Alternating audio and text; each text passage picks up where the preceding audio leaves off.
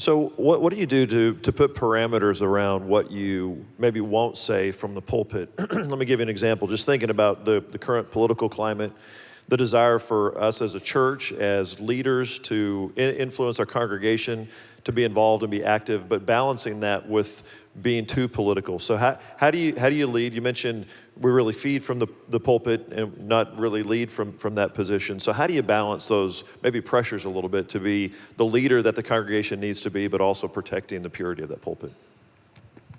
Well, I preached a couple of weekends ago in Amarillo. I preached, Jimmy Witcher's the pastor, he's right over there. But I preached there a couple of weeks ago, and I talked about voting. You need to go vote.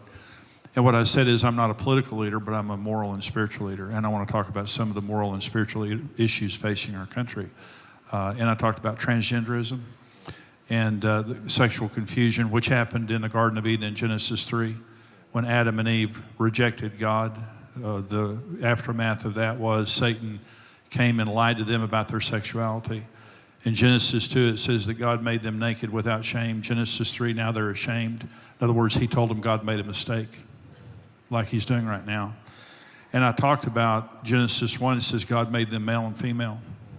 Facebook, I believe right now, has 58 different gender descriptions you can use in establishing your profile. So as a society, we need to understand from moral and spiritual leaders the consequences of the decisions that are being made by our politicians. It's not a Democratic issue, it's not a Republican issue, it's not an independent issue, it is a moral issue. And moral leaders need to speak out. So I'm not, and I will not be silenced, and I will not be ashamed, but I will not be political. I don't endorse political candidates. I think it's a huge mistake for the church to do that, but we need to support the political process in every way we can because it's essential for the running of a democracy. I do the same thing in that I feel like there are times when I need to address spiritual issues that involve our nation.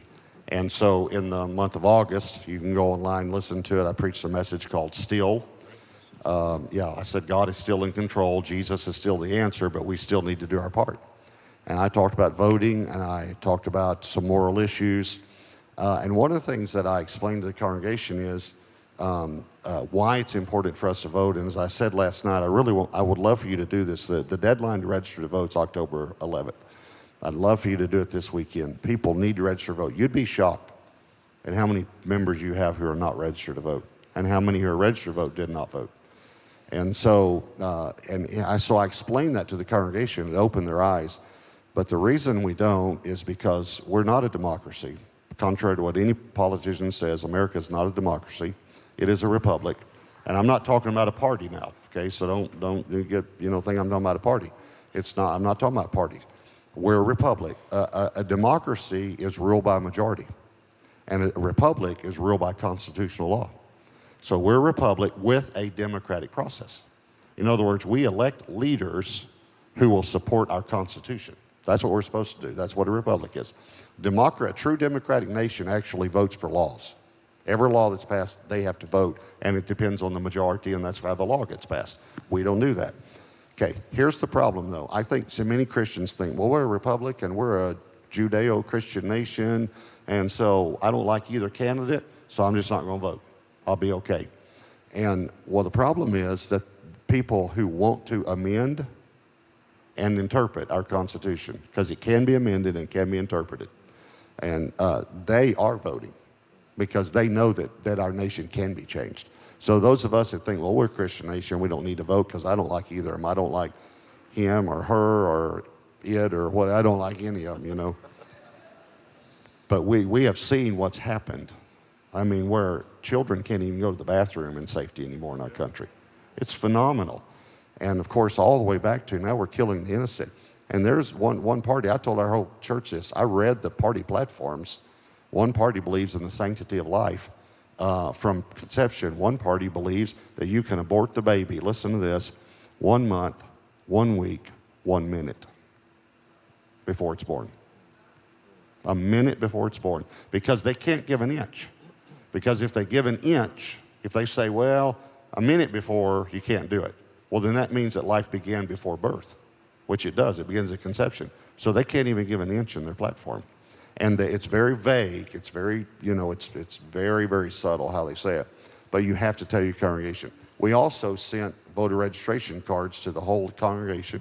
We have voters registration with registrars in the lobbies of all of our campuses, registering people to vote. And I told them I want 100% vote. I think we've got to do something to come back.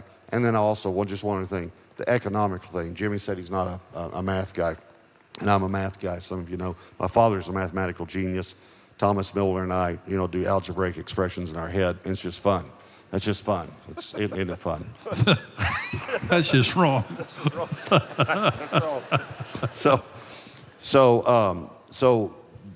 But just math. I know some of you aren't math people, but you can't have 20 trillion in debt. No. And do you realize when Bush took over, we were 5 trillion. So I'm not talking about Republican or Democrat. So Bush took over for 8 years. He doubled it to 10 trillion. He doubled it. Obama took over in 8 years. He doubled it from 10 trillion to 20 trillion. Okay, if it doubles in the next 8 years, 40 trillion. Now, see, the problem is that we don't understand math, or we don't understand numbers. So just put it in whatever your budget is. You cannot keep doubling your debt every 8 years and think that you're not going to be foreclosed on one day. You can't do it. We're in trouble in this nation, and we've got to do something about it. And Christians need to vote, and pastors need to stop being afraid to stand up and preach on moral, spiritual, social, and cultural issues. We've got to stand up.